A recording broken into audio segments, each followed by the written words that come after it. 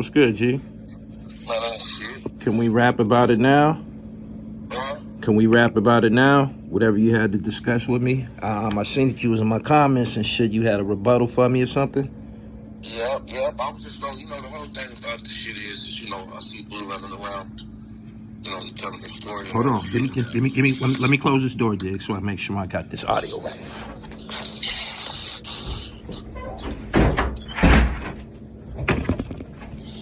Before we get started, I want to extend a common courtesy amongst black men.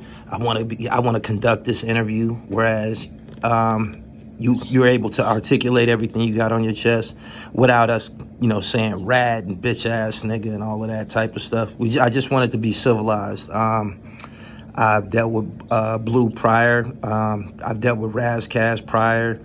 And I've dealt with you prior, and I respect the three of you gentlemen as, musicians and professionals. And I just want to keep it clean. That's all I want to say. But go ahead, G. What's happening? No, it's all good. I ain't tripping on that shit. All right. So my whole thing is, I'm just, I just been watching the little interviews and shit. So, the last few interviews, my name been coming up.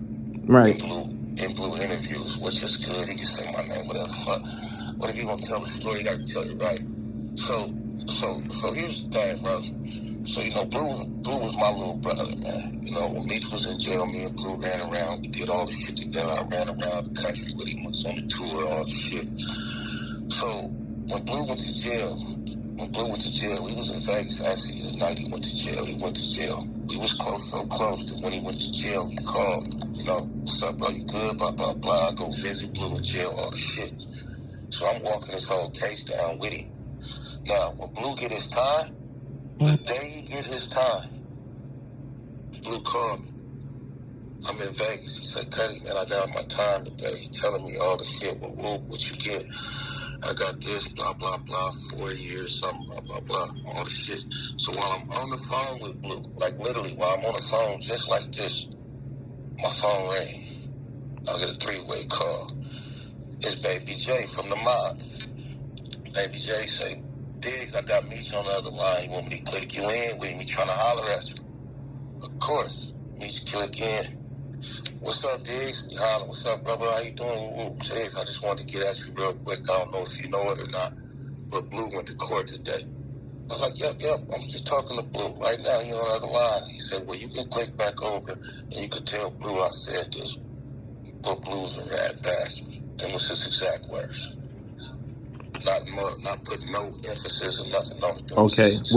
Was this around 2008? This was exactly then. This was the day he got sentenced. Okay. So Blue on the other line, mind you.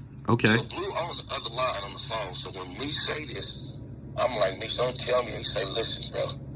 He say, Blue took a safety valve and he debriefed with them people. He say, my thing is, ain't nobody in my crew on the level Blue was on took that deal. Okay? So I say, hold on, bro. Let me click over. I click over to the other line. I tell Blue, Meech on the other line. He just called you a rat bastard. Like, what's going on? Oh, could he tell Meech this? I did this. This. Right? So I'm going back and forth with Meech and Blue for about 30 minutes. Meech's final words was, I ain't dealing with this nigga, bro. Nobody took that deal. Okay? So I get off the phone with Blue. I tell Blue and Meech said all this shit. We get off the phone. Right now I'm going through the whole motions of what's going on. So Blue tells me, I gotta take a safety valve. I'm from, I did Fed times. He hold on, Diggs. He clarified this to you that he took a safety valve? He clarified that. Okay. He's still clarifying that now. He says that now. He didn't ever hide that. Right. So the safety valve, okay, so there's now here's the thing about the safety valve, bro. If you know anything about this federal law, when you take a safety valve, there's a number of things they ask. I even got the paper somewhere where it asks what they need from you in a safety valve. Okay? The last thing in a safety valve says that you have to cooperate, sit down with the government. That's the debriefing, okay? Okay. Fine. So Blue said that. If you listen to his interview, he said they He took him did say. into He a said room. he said he was young and he wasn't familiar Yeah, with the they process. young and they took him into a room and blah, blah, blah. Okay. Now, Bleu tried to say, now here's what I want to clarify. Bleu tried to say that Meech's big thing was about the limo. That wasn't about the limo. It was, the limo hadn't even came out at this time. The day that he came out of court, it hadn't came out to us. That wasn't even an issue. It wasn't about the limo. We found out more about the limo. Yeah, we know more about the limo. It wasn't even about the limo. It was about the deal, and it was about the debriefing. If you know about debriefing, you got to go in, you get asked all these questions. Never the one time when he told his interview, he didn't tell what they asked him when he went in that room. All right. Now, in order to get a safety valve, in order for the judge to say okay to a safety valve and okay to your time you get, the government has to come back and says, okay, we're okay with the information that he gave us. We feel that he told us enough or answered enough questions. Not saying that he got on the stand and pointed nobody out. The debriefing is done like this. Bro, what's your name? I'm so-and-so. What crew you in? I'm in the BMF. What's your role in the BMF? I'm so. Okay, who you answer to? Who do this? Who do that? You answering questions that most of them they already know. Mm-hmm. But a lot of shit they need clarified. And I'm sure the limo came up too. So anyway, my point being is he's telling this story about, Meech thought it was the limo, and I showed Meech that it wasn't a limo and we good. No, that's not the problem. That was not the problem. So he's telling this story, yeah, part of the limo was true. But he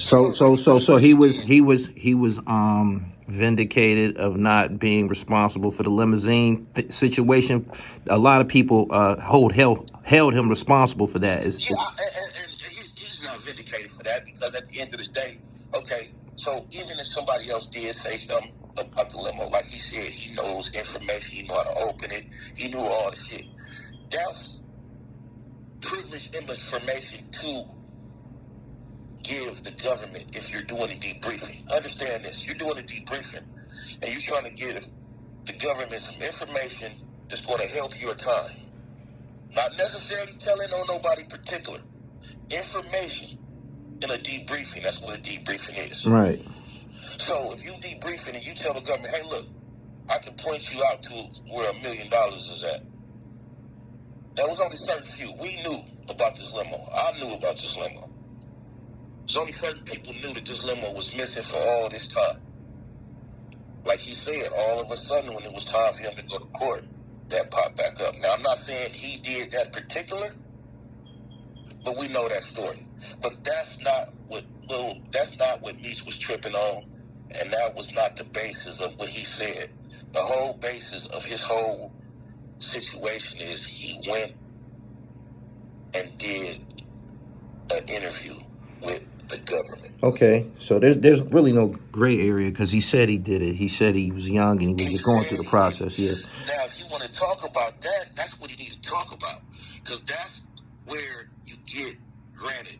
Now hold on for a second. I want for clarity purposes. Beyond 2008, when all of this occurred, when this phone call occurred with Big Meech and Bleu, Big Meech dealt with Bleu beyond that. Am I correct? Yes, I've heard that. So at some point in time, Bleu and Meech got back on the phone and they was trying to figure it out. But mind you, Meech in jail, he don't know everything, and he was trying to, that's his little brother. Like I say, he's loved him and everything. He's trying to get him.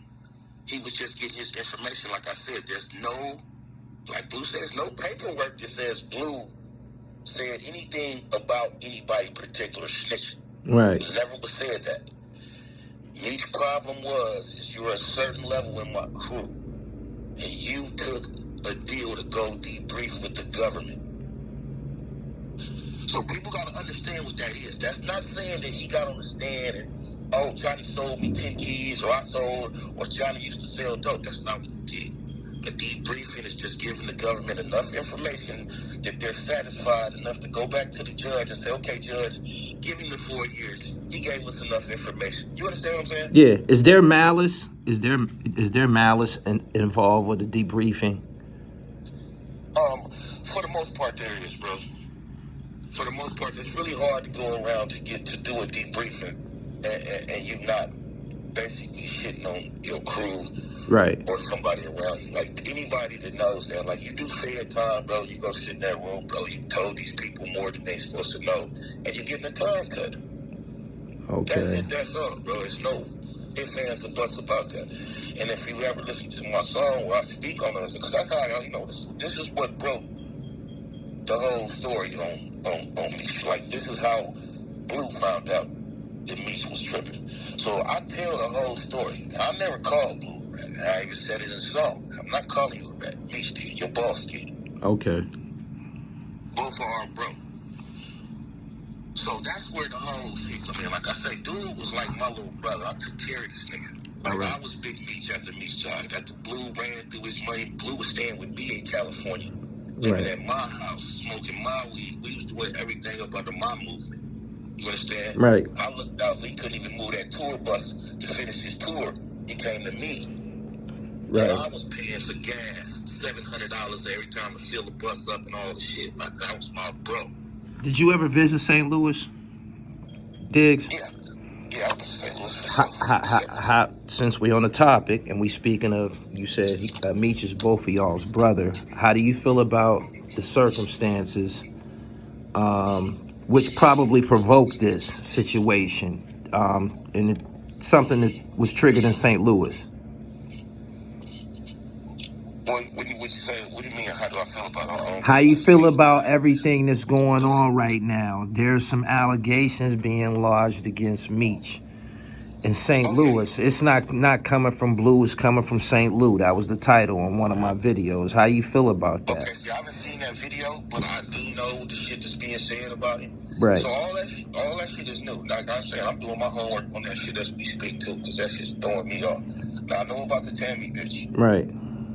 I didn't know the affiliation what Meech had going on with him and whatever that is. Like, so as we speak, like I'm literally, I'm still, I fuck with Lil Meech. Like, I done ran Lil Meech all around the country. Like, that's my nephew. Right. So this shit is touching home a little bit different. So I ain't spoke on it until I get to the root of this. So I'm really gonna get to the root and see if all this shit is really, so it's looking fucked up.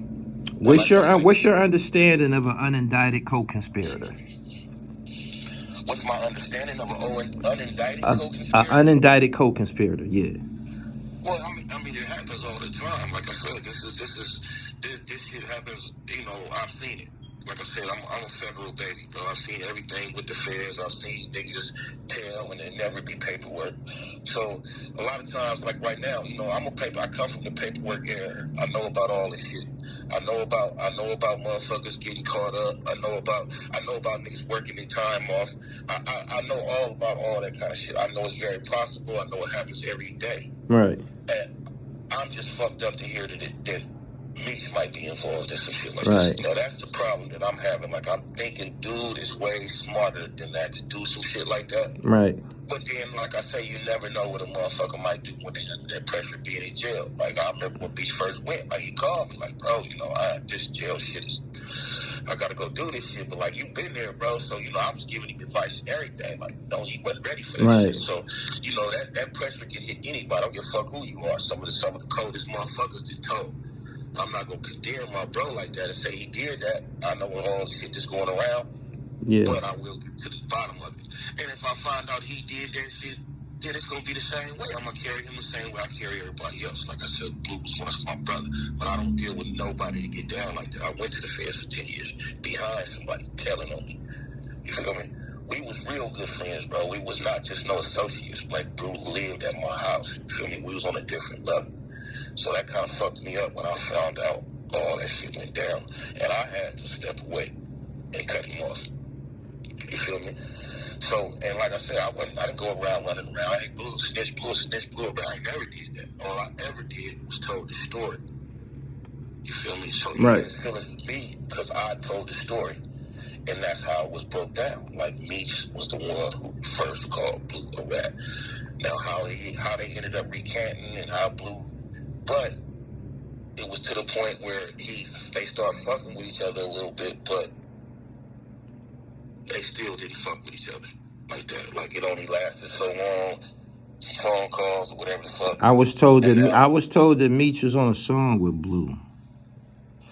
Yep, that was a I know Bleu did the song.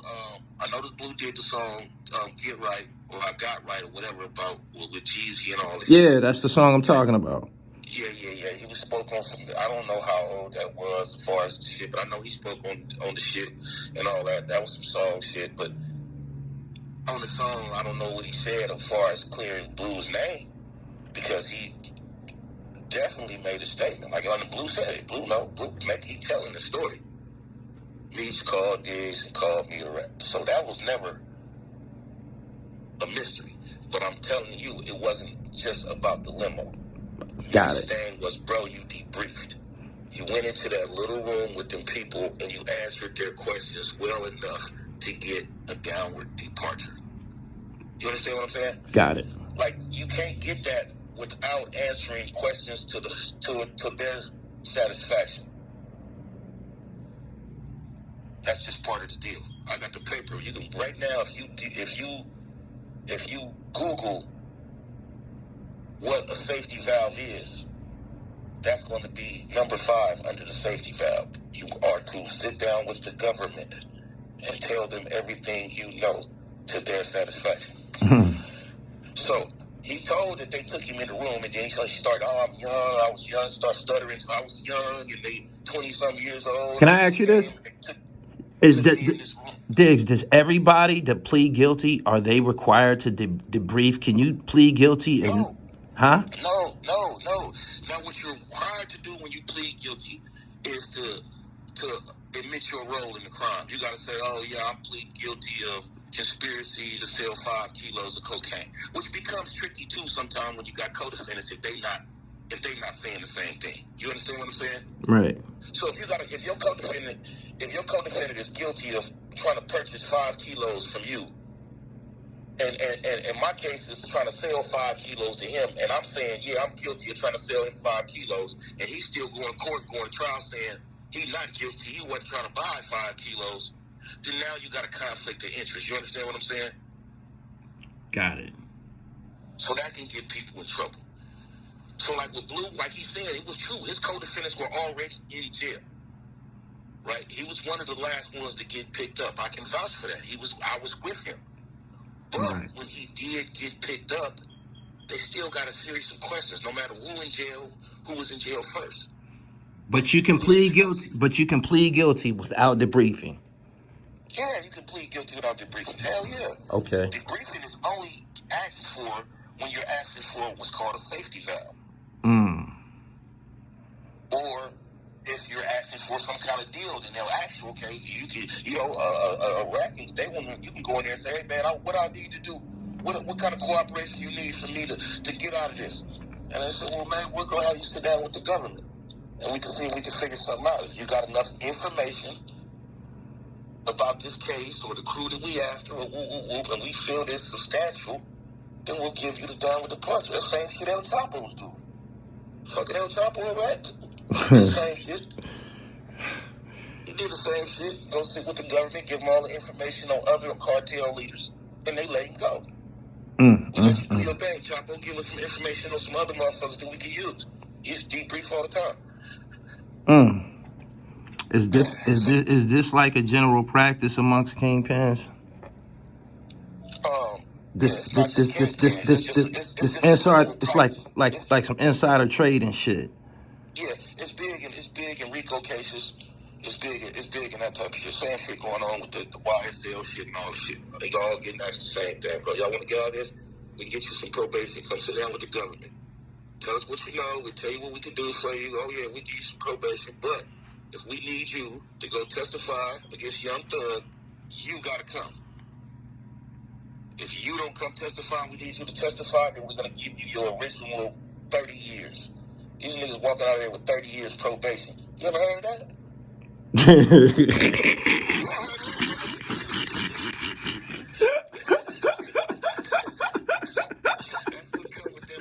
That's crazy, yo. Yeah, that's what come with that little room, bro. So they can say what they want. So like I say, that's why I say they don't come with that little room. Don't come with paperwork. Now that there is a transcript of that room. There's a transcript of that room somewhere, but it's not necessarily public information. You get it? So debriefings are transcribed. Hell yeah, there's a recording of that. Damn. There's a recording of every word in that was same thing when you see the motherfuckers go on First 48 and they go in that little room. Yeah. That's a debriefing Same way. room. Okay. That's the exact same. It's a debriefing room. They gonna ask you your rights. Are you prepared to talk to me? Only thing about debriefing, you can't say no. I just want to talk to a lawyer. No, it ain't about no lawyer. You already said you're gonna talk to us. We're gonna ask you these questions and blah blah blah. Now you can take a lawyer in there. You definitely can take a lawyer in there. But at the end of the day, it's all gonna come down to what you tell these people. And then they're gonna go back and tell the judge, hey judge, you know what? Well, he didn't have enough. You know, he said he wanted to help us, but he didn't have enough, so there's nothing we can do with him. So ain't no sense of giving him no safety valve. But they're gonna come back and say, okay, judge, he told us some information we can use. Hell yeah, we know where to go find $1 million at, or we know that this at, or we know for a fact that this was the leader, or we know for a fact that these cars was belong to, you know, whatever the case may be, it's information to help them figure out others. Got it. So that's all that's what a safety valve is. In order to get the safety valve, you have to complete this line of questioning, and you have to be able to tell them enough information where they can go back and tell the judge, okay, judge, grant him his 4 years. You don't got to give him the 20. So Okay. by him keep saying, well, it was the limousine, and they thought I told on the limousine it was somebody else, and I proved that it wasn't. No, that wasn't you, bro. It was all about the debriefing. And he went there. I was waiting for him to go there all the way. I'm listening to the interview, so he told, yeah, he came and got me. I was young, and they took me in his room, and I didn't know no better, but he didn't go into that line of questioning. You understand what I'm saying? Right.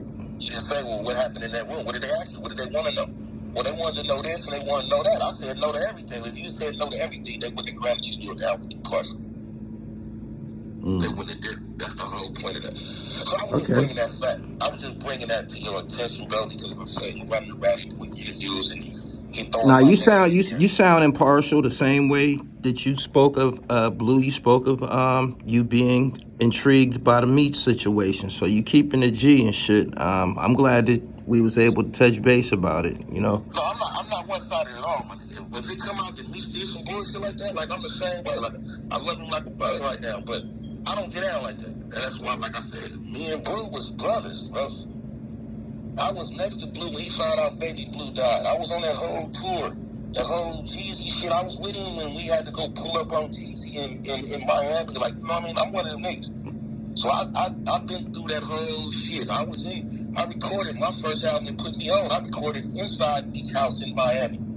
You feel me? In 2003. This how long I've been rocking with these niggas. So it's a whole different movement with me. My whole thing was I told the story. Of course, Bleu was mad at me for telling the story. Like, you know, so now he calling me out my name and all this shit. You know, I'm not gonna dress like that. He ain't call you out your name on my shit. He just said Jay Diggs.